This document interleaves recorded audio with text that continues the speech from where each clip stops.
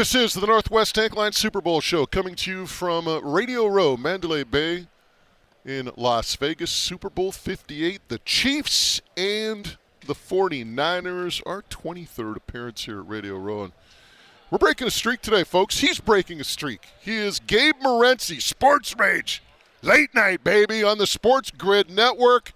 And the streak that's being broken, he's never been a guest on a Canadian sports talk show.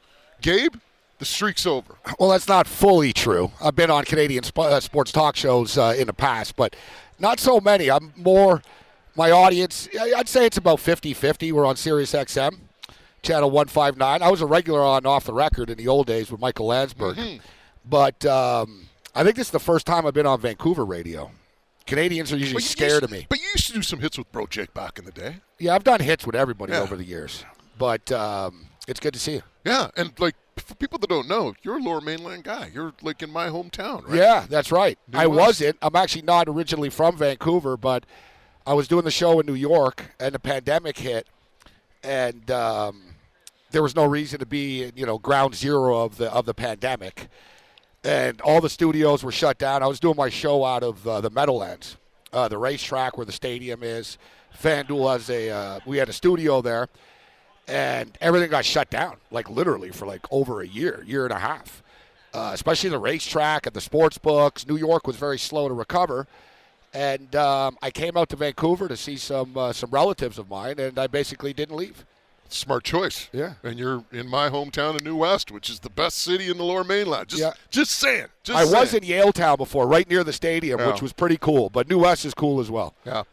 Gabe, let's get into it. You've been here since what? Saturday, I believe you said. So you've seen the Oiler invasion this week. You've seen, and now you're starting to see the Chiefs and the 49er fans invade the city as well. You love Vegas, don't you? Well, I used to live here. I lived here from like 2010 to 2014, and I spent a lot of time here. One of the reasons why I do like Vancouver so much is that it is so close to Las Vegas and Los Angeles.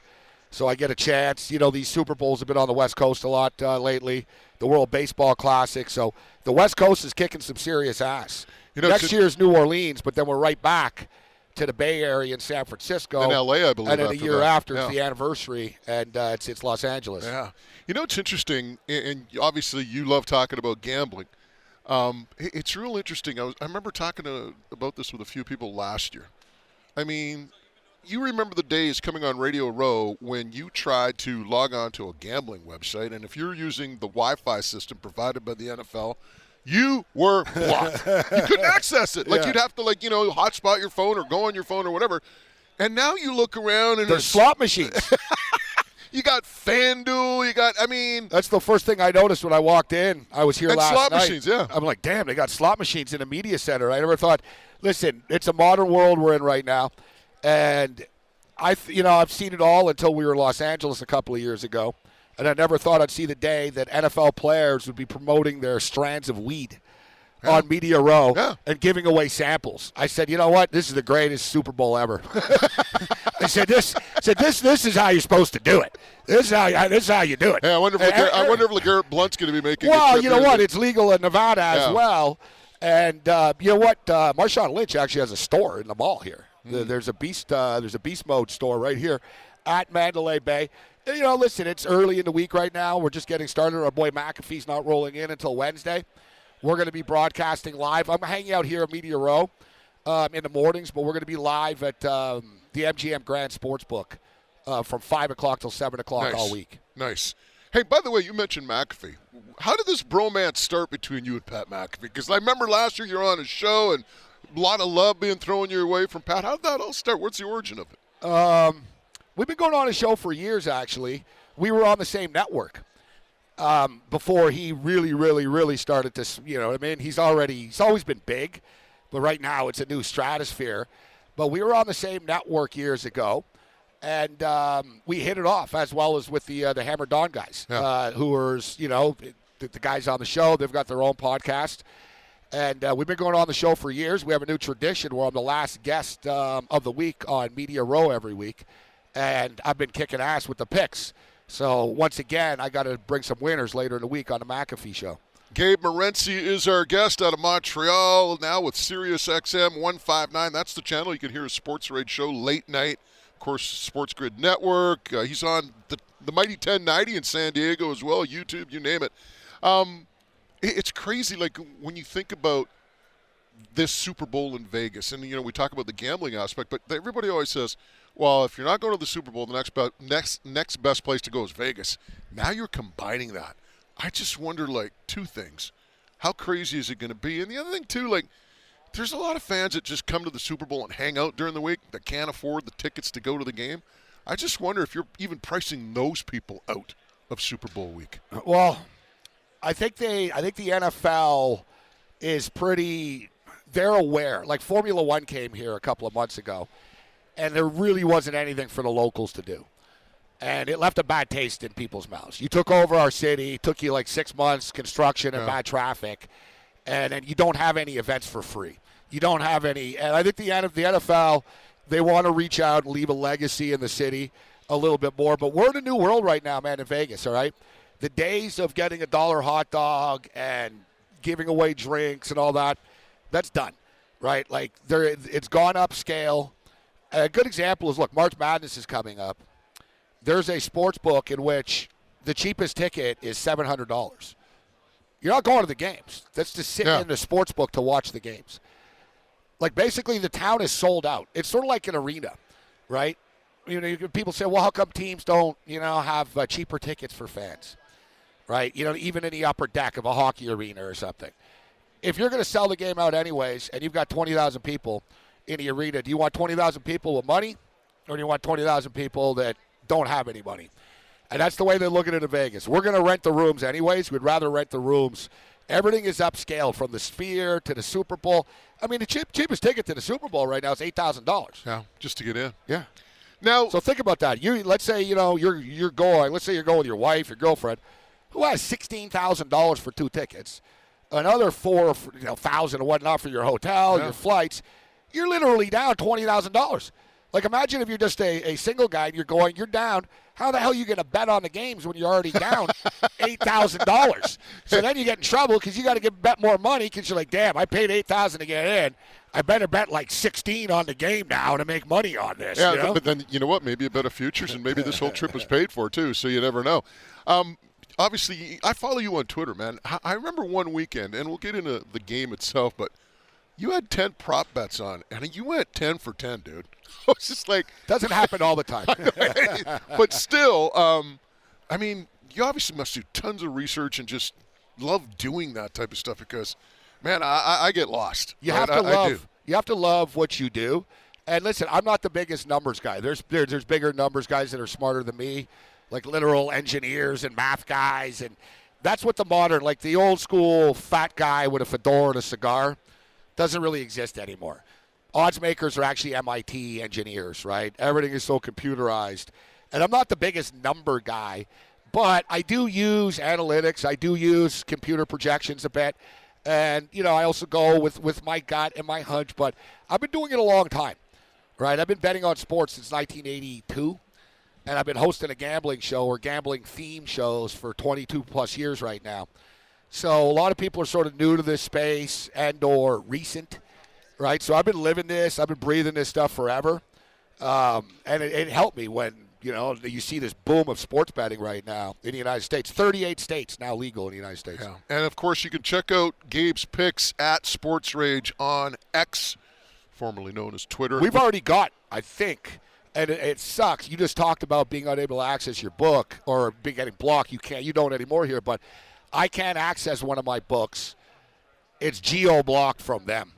So, I can't even look at all the plays that I have, which is frustrating because I think I got about 32 of them already. All kidding. But I literally do. I took pictures of them because I knew this was going to happen because I was like, I'm not going to be able to access it. But I'm already up, man, to like 20, 25 bets maybe in this game. And I'm not even going crazy. Like, I let it come naturally to me. Mm-hmm. Like, there's certain Super Bowl bets that I make every year, and we win more often than not with them. So a good example is, will the team that scores first win the game? You get plus money to the team that does. The team that scores first has only won 2 of the last 7 Super Bowls. You're getting plus 145. Team that scores first, will they win the game? You say no. 5 of the last 7 times you're making money. And when you're getting plus 140, plus 145 back, that's not bad. So we've already got that one in. We're a big fan of always playing will there be more points in the first half or the second half of the Super Bowl. It's very rare that Super Bowls start off with an explosion, man. Yeah. Right? Nobody wants to make the early mistake. Nobody wants to turn the ball over. I would expect teams to be running the ball early. And that's another prop, actually, that we've already put in. The first offensive play of the game. Will it be a pass or a run? For the last 5 Super Bowls, it has been a run. And you figure here, too, you got Brock Purdy and the Niners. I doubt they're going deep on the first play. Yeah. They're going to give the ball to Christian McCaffrey. Kansas City, you're going to want to establish. Mahomes doesn't really even throw the ball that much, right? And, his a different Chiefs team. Yeah, he doesn't have anyone to throw it to. Yeah. He throws it to 2 guys, Kelsey and Rice. So it's a lot of Pacheco. Pacheco gets, 20-plus carries. He gets a lot of touches, Pacheco. They're going to want to get him going. We all saw what Detroit did against San Francisco on the ground. So I would expect them, I like that bet. First play of the game to be a rush play. Here's another couple of interesting ones, too, you can have some fun with, where you get some pretty good plus money with this one. This one's like plus 275, and it's who's going to catch the first pass for the San Francisco 49ers? It's going to be McCaffrey. I would expect a little screen play, maybe on the first series. They're going to run the ball.